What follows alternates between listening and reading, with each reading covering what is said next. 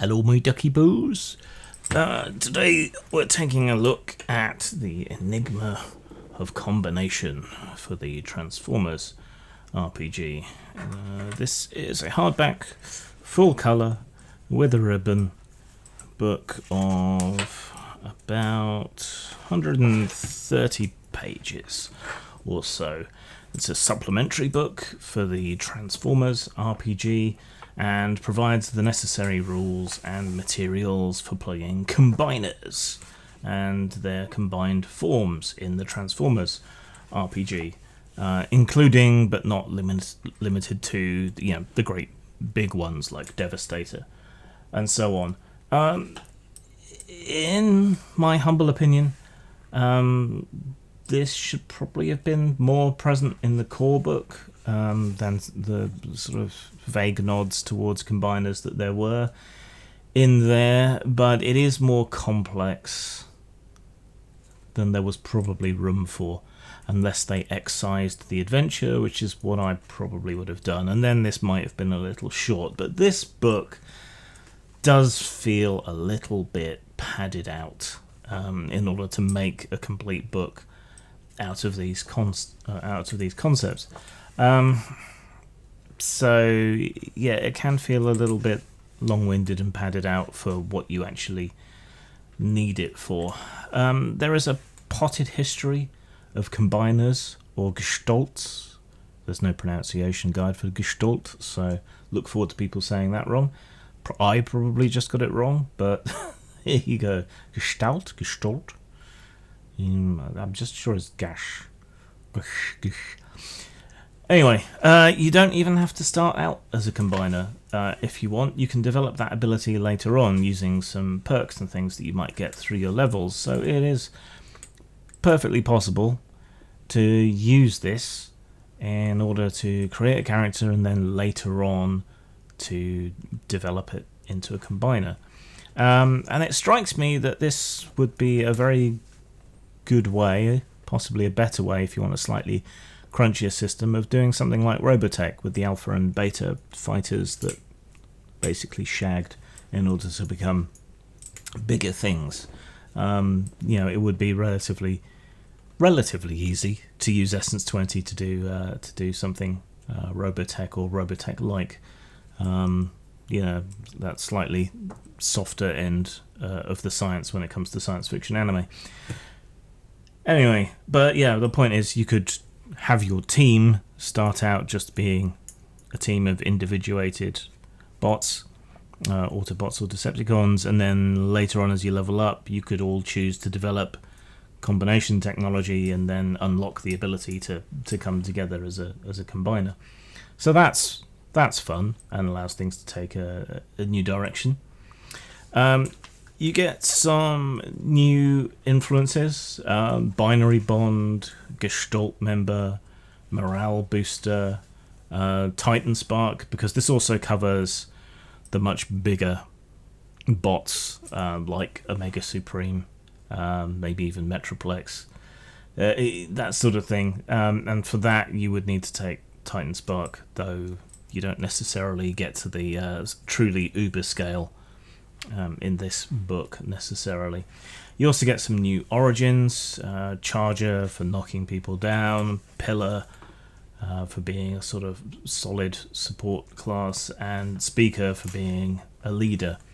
There are new foci options as well that are much more team oriented, and that's how I would really present this book. It's more of a kind of team book rather than just being about these giant gestalt combiners.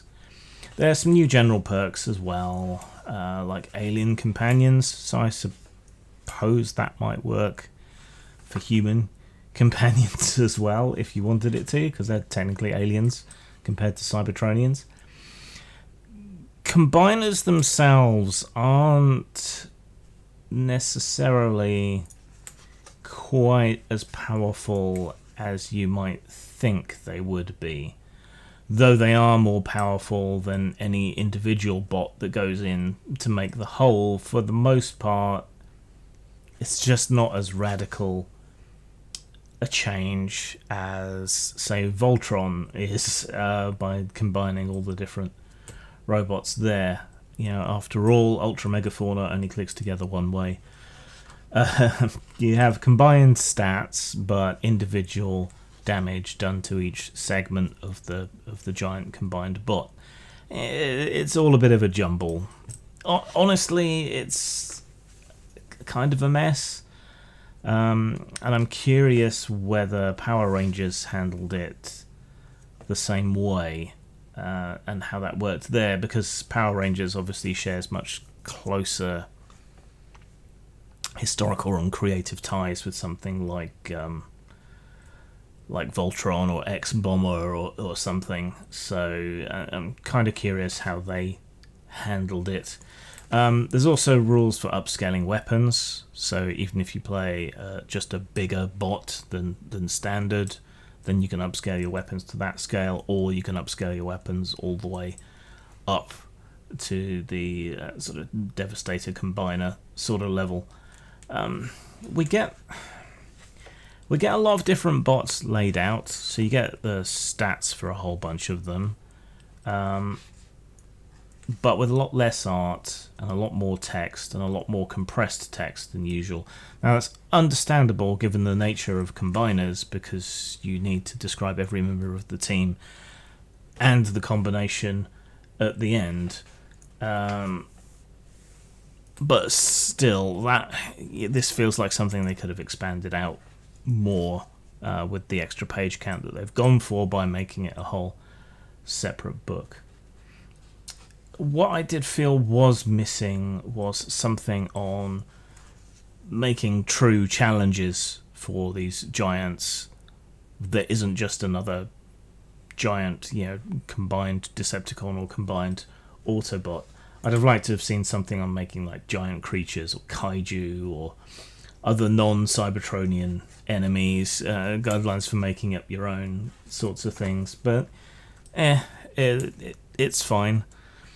Combiners do make a great team concept, but there are other issues when you bring something like a combiner to the table. We can all make jokes about I'll form the head until the cows come home, but when you're combined, which player is making the decisions? What if players disagree and refuse to back down on what the combiner does? In a series or something, the combiner has its own personality, and a single writer or a group of writers agrees in a laborious process how it's going to act, how it's going to react, what it's going to do. But when it comes to 5 or 6 players around the table, you're going to let one make all the decisions because he forms the head. And what's everyone else supposed to do? Just twiddle their thumbs? Because in a cartoon or a film or something, a bunch of bots combining is like a fuck yeah moment when everything goes over the top and the battle's just about over. We can't beat it in our individuated forms. We need to combine and finish it off, and that's the climax. But at the tabletop, it's either going to mean a lot of negotiation or a lot of people basically doing nothing. And that's a problem. So while it makes for a great team concept, I don't know that it works at the table. Of course, there are binary combiners, headmasters and bots that can turn into weapons, or you could even view something like Soundwave the same way, right? Maybe that's better, having a main character and then having them as a sort of pet class with the smaller combiners, or both being played by the same character but as individuals, I suppose. But yeah, that's about it. It does have some tips and so on how to negotiate some of these issues, but I don't know that the issues are actually solved. It's just something that you need to have if you're genuinely making a complete Transformers RPG. But scores. Style-wise, it's not quite up to the standard of the other Transformers books that I've looked at, so a middling 3 for style. In terms of substance, it's long-winded for what it is. There's basically some rules additions that probably could have been pared down and put into the main book, and I'm not sure that it successfully deals with the issues that playing combiners brings up, and I'm not sure that the rules truly reflect the kind of power that a combined bot probably should have. So all in all, 3 for style, 3 for substance. So this is average. It is not essential, but if you want all the options and you're a completionist on being able to play all the different kinds of Transformers or Decepticons, in that case you need this to complete things. But if you want to keep things simple and you want to avoid boredom or personality clashes at the table, maybe you don't need it. Saying. Do you like t-shirts? Yeah, boy! Do you like games? Certainly. Are you perhaps a little bit kinky? Yes, quite. Then buy one of our B&D t-shirts at Teespring. Teespring.com/stores/postmortem-studios. You want to be cool, don't you? Does the word duh mean anything to you?